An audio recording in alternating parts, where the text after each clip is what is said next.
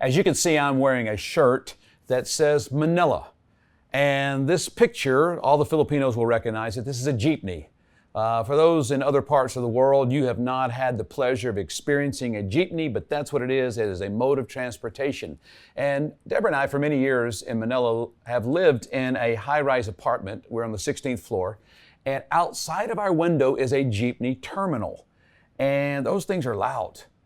I mean, all day and all night, the people line up to get in the jeepneys and they take off and you can hear it. And when we first moved in that apartment 20 years ago, it would keep us up at night.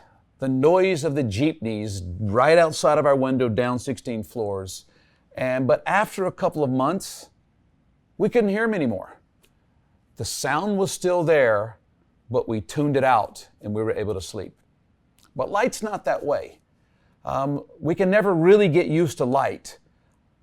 We can tune out sounds and sleep through it, but studies have shown the most effective way to wake a person up is with light, not sound.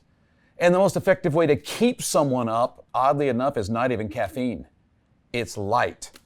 Because the light gets in our eyes and it changes the way our body functions and it tricks our brain into thinking it's a different time of the day and we're awake. I have been on maybe a 10-year journey to try to find the world's best sleep mask because my wife reads at night. She reads in the daytime, in the morning. She always reads, but she reads in bed at night. And now that she reads a screen device, that light keeps me up. And so I have gone through, I don't know, maybe I've purchased a dozen or more different sleep masks. All of them promise to keep 100% of the light out, and none of them do. If anybody knows of one that will keep out 100% of the light, let me know. You know, we live in a world that tries to filter out the light. We live in a world that tries to keep the lights off, spiritually speaking, metaphorically speaking. And the text we're looking at today speaks to this idea of the power of light. But first it talks about salt. So let's look at our text today in Matthew chapter 5. It's the beginning of the Sermon on the Mount, Matthew 5, verses 13 through 16. Here's what Jesus said to His disciples in the Sermon on the Mount. You are the salt of the earth, but if salt has lost its taste, how shall its saltiness be restored? It is no longer good for anything except to be thrown out and trampled under people's feet. You are the light of the world. A city set on a hill cannot be hidden.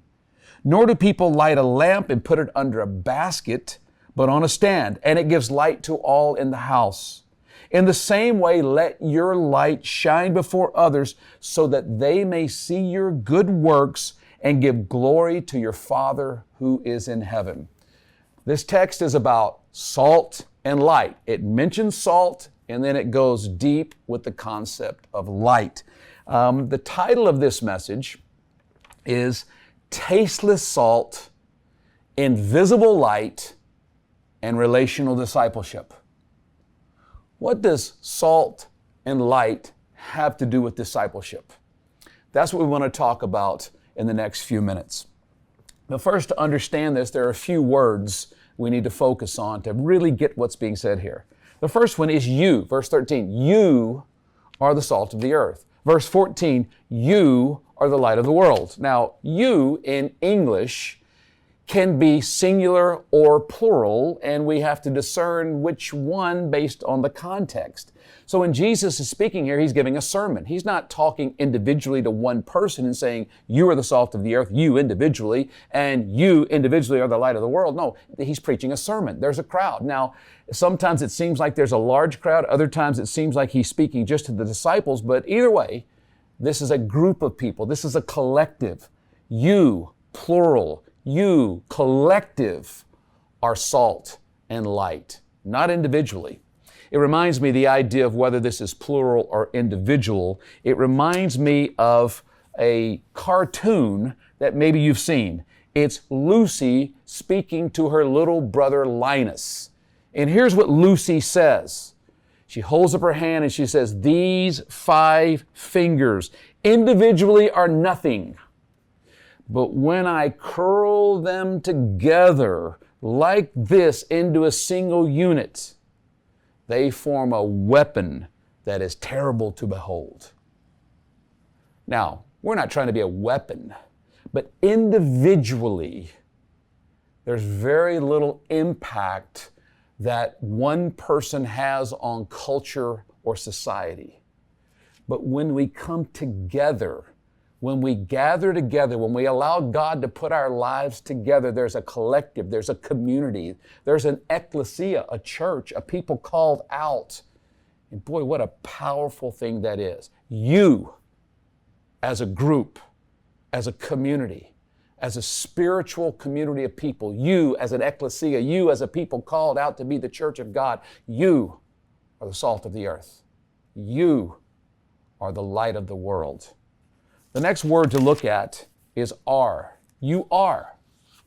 This is a statement of reality. This is a statement of fact. This leaves no possibility of something else. This isn't a question, are you? Can you be? No, you are. When he says you are, this is not a promise. This is not a possibility. This is not a prediction of what might be or could be if you do the right things. No, you are. It's a statement of being. You are something.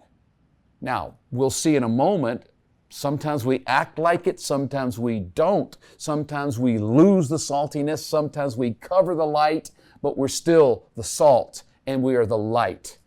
And then the third word to understand, he says, you are the salt of the earth. You are the light of the world, the earth. The earth is this thing we live on, this ball of dirt and rock and trees and water and all of that, this earth. You are the salt of the earth. Or then he uses the word world, this world. And oftentimes in Scripture, in the New Testament especially, world speaks of the people. God so loved the world that he gave his one and only Son. The world meant the people. He so loved the people. We are, all of us together, we are the salt of the earth, the whole world. We are the light of the world to the people. There's something that we can do to impact not just a tiny little part, but the whole world, the whole earth. What he didn't say is you are the salt of your family, no, of the earth. And he didn't say you're the light of the church. And sometimes we focus on our own individual family units, and that's a good thing to do. That's the start point, but that's not the end point. We focus on our family, we focus on our church, but we leave out the world, the culture, the community, the society that so desperately needs salt and light. Not salt and light that we have, salt and light that according to Jesus we are. Now we want to look at these two metaphors that Jesus gives to describe the church. Again, it's not just the work of the church, the people of God, but the being, the substance. And the first one is salt. Now, when Jesus said, you are the salt of the earth, they didn't think about a salt shaker or going to the grocery store and buying salt. It was the same substance, essentially. But what they thought about was, what does salt mean to them in that part of the world 2,000 years ago? So when Jesus said, you are the salt of the earth, you guys together. What they meant, first of all, they all realized what sometimes we don't. Salt is relatively cheap. But in those days, salt was a valuable commodity. Sometimes people, it wasn't uncommon to receive their salary in salt. Now to us, if we got paid in salt, we wouldn't go back to that job. But salt was a much more valuable necessity to them than to us, because salt shows up everywhere in our world, in our modern world today. So they saw it as very valuable. Sometimes the people of God don't seem to be valuable, and they aren't valued in the culture. And whether you feel valued in the culture or not as a believer, Jesus says you are salt. In their mind, we're pretty important. We're pretty valuable. Secondly, when he said you are salt, they thought primarily in their world, salt was a preservative. Salt would preserve meat and fish so it wouldn't rot. We use a refrigerator for that today. We can freeze it today. That wasn't their reality, and so the way to preserve, to keep it from going bad, with salt. And so Jesus is looking at his disciples and he's saying, you collectively keep the earth, the world, the culture from going bad, from getting rotten. That's what you do. That's what you are. And then also, really what the context seems to be saying is salt flavors food. Salt, you add salt and it tastes better. The preservative aspect of salt is that it keeps it from going bad. The flavor aspect of salt is it makes it taste better. Unfortunately, sometimes the presence of Christians don't make it taste better. And sometimes because of the way we do life or don't do biblical life, sometimes we become part of the problem. But when Jesus says you are the salt, there's a lot that's being said there that would go in their minds. I remember years ago on a study tour of Israel, I remember taking a day at the Dead Sea. Some of you have done this before, and they warned us, if you have any cuts, I mean the slightest breach of skin, then it is going to burn like, it's hard to describe how it burns. And they warned us never to, not only don't open your eyes, but don't let anything even be splashed in your eye because of the burning sensation. And I think there's another aspect of salt, and that is getting salt in a wound. And it stings. It hurts. If it's in the Dead Sea, the Salt Sea, then it really hurts for a long time.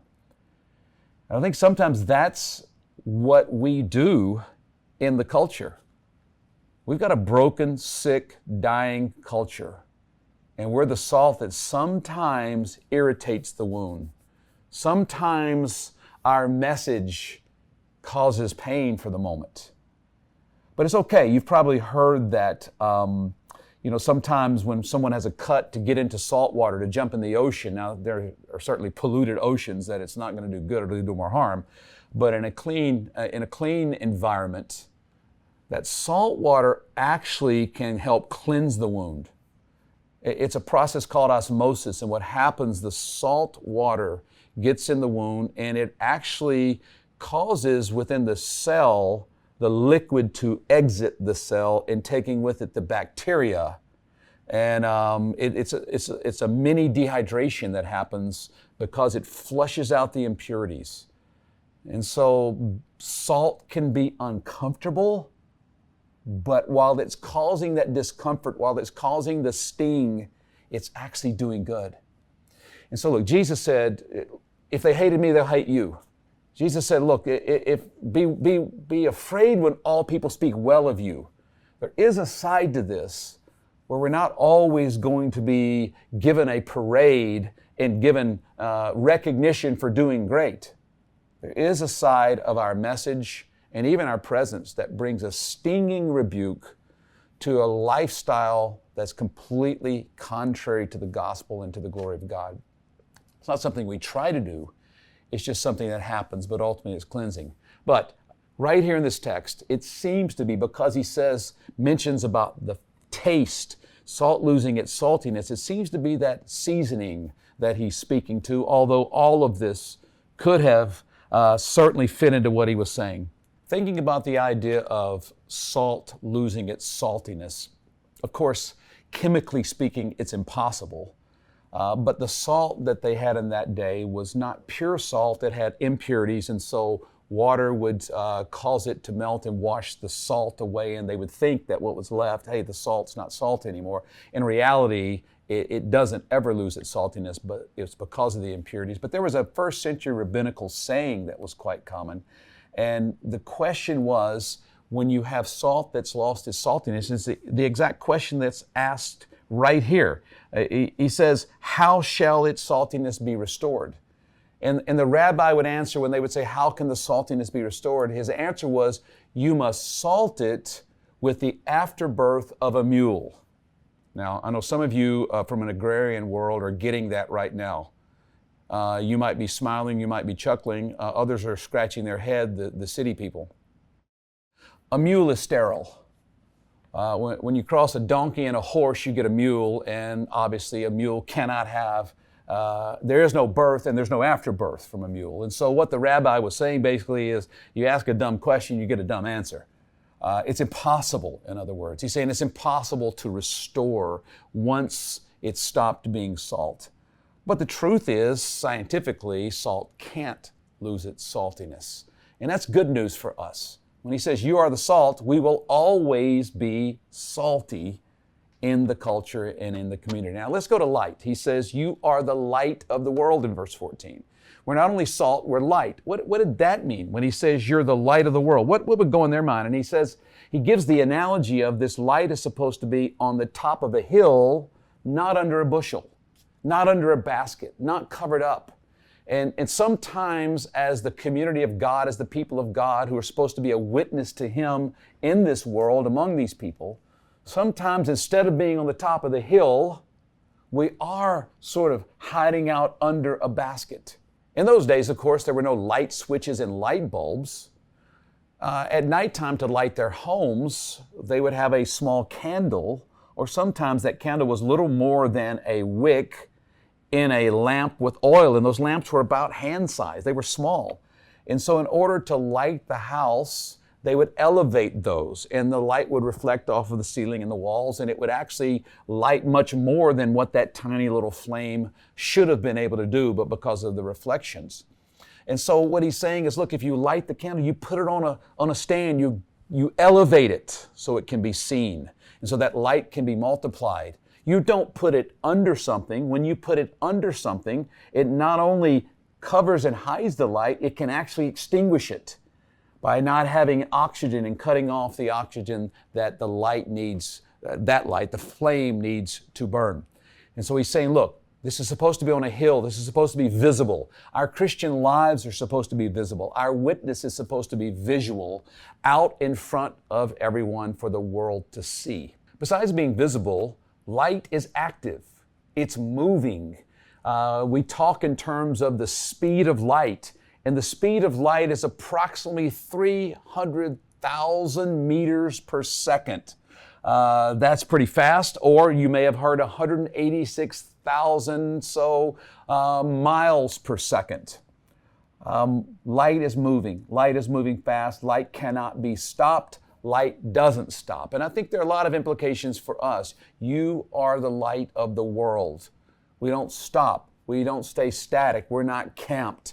There is this motion going, this constant spread and outreach impacting dark places. And the implication is there is a lot of darkness out there. And it's our job to go in those places. Again, it's not we're the light of the church, but the world. If you think about the darkest parts of the world, think about the darkest parts of culture, think about the darkest parts of our community, the darkest parts of our city, the darkest parts of the nation. The reason it's dark, because there's not light. Those are the very places we are supposed to be. I remember a number of years ago, a friend of mine in Manila, pastor of a very conservative church, great pastor, and they had a small church, and they started growing. And they outgrew their location, and he couldn't find a bigger place, and so he rented a bar. Yeah, he got a bar. And they weren't open on Sunday mornings, certainly Friday night, Saturday night, and there were some people who got so upset, how dare you take worship and preaching into a bar? And I thought, boy, how far have we gone from the Gospels? That's exactly what they got upset with Jesus about, being a friend of sinners and going in places where religious people shouldn't be. No, Jesus went and brought the light where there was darkness. And my friend took the gospel into the bar where there was darkness. One of our churches here in America recently bought a building that at one time was a XXX rated movie theater. And now worship is happening and the gospel is being preached. We take the light where's the greatest darkness, whether that's in entertainment, politics, business, whatever industry, every single sector of society have places of deep darkness and great darkness and horrible darkness. And we need to go at the speed of light as the light and bring the light of the gospel into those dark places. Not hide out in our house and be the light to the church and hide under a basket and hope nobody sees it. Take the lid off and get in the dark places. That's what discipleship is all about. And this text ends in verse 16. After Jesus says, you are the salt of the earth, you are the light of the world, he ends with this idea about good works. In the same way, let your light shine before others so that they might see your good works and give glory to your Father who is in heaven. And I think when we talk about discipleship, it's very important where we see the role of good works. There's a lot of confusion in Christianity about the role of good works. And what he says here, he compares the light to good works. And our light, they are the good works that we do, the way we serve our communities, the way we sacrifice for our communities, the way we spread the love of Christ through our words and our deeds and the way we live and the things we do. That's the light. But what do those good deeds do? There was a tweet that went viral here in the U.S. by a pastor of one of the most famous churches in America. And it was a sad situation. This famous church and this famous pastor who's become a politician. And here's what he tweeted on Easter. I'm going to quote it. Here's what he said. The meaning of Easter is more transcendent than the resurrection of Jesus Christ. Whether you are a Christian or not, through a commitment to helping others, we are able to save ourselves. That was shocking to me, that a preacher, pastor, who's been in one of the most famous pulpits in America, is saying that through good works we can save ourselves. That's not the Easter message. That's the exact opposite of the Easter message. I can't think of anything theologically that would be further from Bible truth than that statement. A commitment to helping others, we're able to save ourselves. That's not what's being said here in this text. What he's saying is, helping others, these good works, they're not for your salvation. They're to glorify God. I think we need to be crystal clear about this as disciples and as disciple makers. Good works are a part of the Christian life, but they're a result of salvation. They're not a cause of salvation. They flow out of our relationship with God. They do not open the relationship with God. I want to end with this very familiar passage from Ephesians that speaks about good works, because this whole idea of salt and light leads to the last verse in this text about good works. Jesus brings up the idea of good works. That's how we can be the salt and the light. But to be clear, the good works are vital, but they have nothing to do with salvation. We add nothing to the salvation that's given to us. Here's how Paul said it in Ephesians chapter 2 and verse 8. For it is by grace that you have been saved through faith. This is not your own doing. It is a gift of God, not the result of works, so that no one can boast. For we are His workmanship, created in Christ Jesus for good works, which God prepared beforehand that we should walk in. We're created to do good works, but we're not saved by good works. The good works we do become a light to the world, a light that glorifies God. The same way I wrestle to find the best way to keep the light out of my eyes because my wife has her device reading in bed. People are trying to keep the light out. They're running from it. But you know what? I never win that battle because the light slips in somehow or another. That's what we do. We're the light. We're moving. We're going. We're going in the dark areas and we're going fast. There's an urgency in being the light. So I want to encourage you. You are the salt. You are the light. The salt is going to preserve something in the culture, and the light is going to overcome and break through the darkness. As we remember that we are the salt, we are the light. We're not trying to be, we are. May God multiply us, not just in our communities, but all over the world.